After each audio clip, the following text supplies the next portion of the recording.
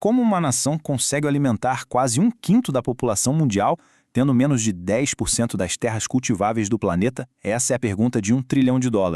E a resposta? Bom, a resposta está mudando fazendas, portos e rotas comerciais no mundo todo. E claro, com impacto gigantesco aqui no Brasil.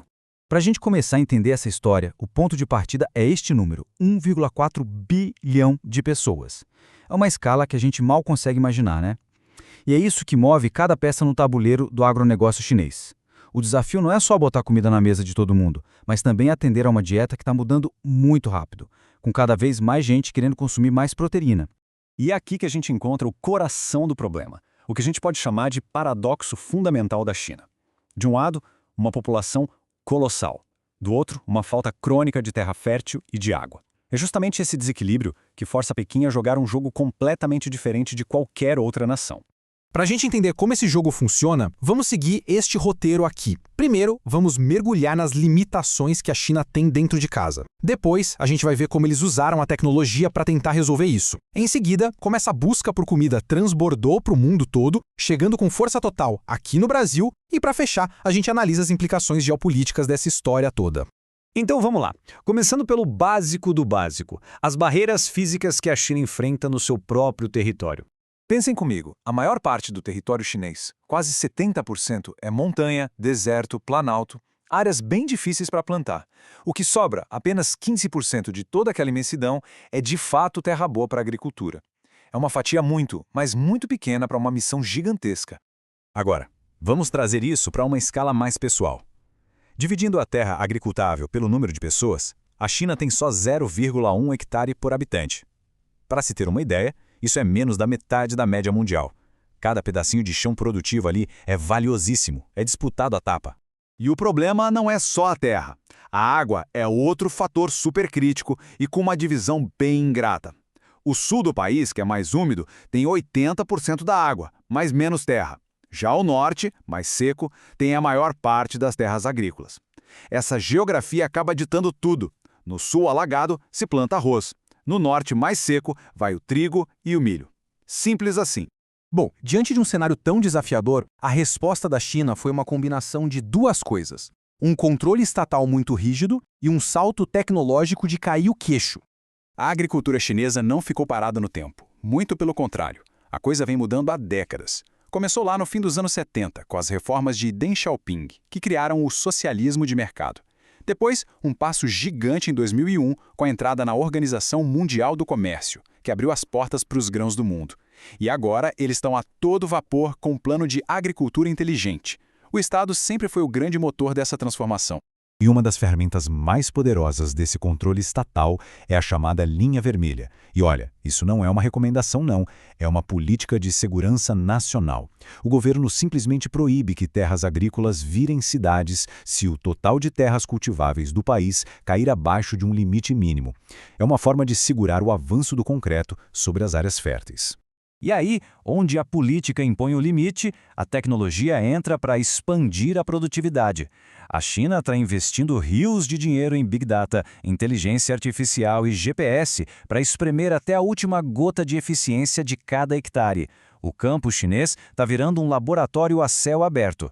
Mas a verdade é que mesmo com todo esse esforço dentro de casa, a conta não fecha. A China precisou olhar para fora e, ao fazer isso, ela acabou reescrevendo as regras do agronegócio no mundo inteiro. Aqui a gente vê a posição única da China hoje. É um pouco esquizofrênico, mas é real. Ela é, ao mesmo tempo, a maior produtora mundial de coisas como arroz e carne de porco e também a maior compradora de outras como a soja. Essa dupla face que define a estratégia deles. Eles produzem o máximo que conseguem e o que não dá, eles compram. E compram muito. 216 bilhões de dólares. Foi isso que a China gastou com a importação de alimentos só em 2023. É tanto dinheiro que eles passaram até os Estados Unidos, se tornando os maiores importadores de comida do planeta. Esse número deixa claro, a segurança alimentar chinesa virou um problema de todo mundo. E a China não está só comprando o produto final, a estratégia é muito mais sofisticada, é sobre controlar a cadeia inteira. Eles compram tradings de grãos, compram gigantes de sementes e agrotóxicos como a Syngenta, investem pesado em portos e ferrovias em outros países e, em alguns casos, até compram a própria terra. E é nesse ponto que a nossa análise aterriza aqui no Brasil. Porque o nosso país se tornou, talvez, o principal laboratório, o grande estudo de caso de como essa estratégia chinesa funciona na prática. Essa aqui é a nova artéria logística do agronegócio brasileiro, pensada para a China. A soja sai lá do coração do país, no centro-oeste, pega a estrada até os grandes rios da Amazônia, embarca em barcaças gigantes e desce até os portos do norte.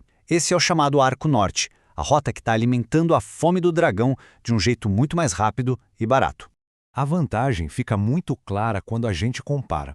A rota antiga, descendo tudo de caminhão para o Porto de Santos, é mais longa, muito mais cara e vive congestionada. Já o Arco Norte, mesmo com uma infraestrutura que ainda está crescendo, oferece um atalho para a Ásia. E no jogo do comércio global, um caminho mais curto e mais barato é tudo. E a pergunta que fica é: quem está no comando dessa nova logística? A resposta, cada vez mais, empresas estatais chinesas. A COFCO compra o grão e opera terminais. A China Merchants Ports opera portos inteiros. A COSCO cuida dos navios e a CRRC fabrica os trens. Elas estão em todas as etapas do processo. Ok, então agora vamos para a última parte da nossa análise. Vamos juntar todas essas peças e entender como tudo isso cria um novo cenário geopolítico, um jogo de poder que é decidido no campo, nas estradas e nos portos. O nome do jogo é este aqui: integração vertical. O objetivo final da China é simples: controlar cada elo da corrente, da semente que é plantada no Mato Grosso, passando pelo caminhão, pela barcaça, pelo navio, até a ração que vai alimentar um porco lá em Xangai. Por quê? Para garantir o fluxo contínuo de comida e, claro, diminuir a dependência de empresas ocidentais. O que isso tudo cria é o que podemos chamar de uma dependência assimétrica. O Brasil se firma como o grande celeiro do mundo, fornecendo a matéria-prima, a commodity. Mas, ao mesmo tempo, a China avança no controle da infraestrutura que é essencial para levar essa commodity para o mercado. É uma relação de poder bem complexa. E isso nos traz a grande questão, a pergunta que fica no ar para a gente refletir. Essa presença cada vez maior da China na nossa logística é uma parceria estratégica que acelera o nosso desenvolvimento e beneficia todo mundo? Ou ela representa a longo prazo um risco para a nossa própria soberania? A discussão é boa e a resposta não é simples. E aí, o que você acha dessa questão? Deixa a sua opinião aqui nos comentários. Queremos muito saber as diferentes visões sobre o assunto. E claro, se você gostou dessa análise e quer ver mais conteúdo como este, não se esqueça de deixar o seu like e se inscrever no canal. A gente se vê na próxima.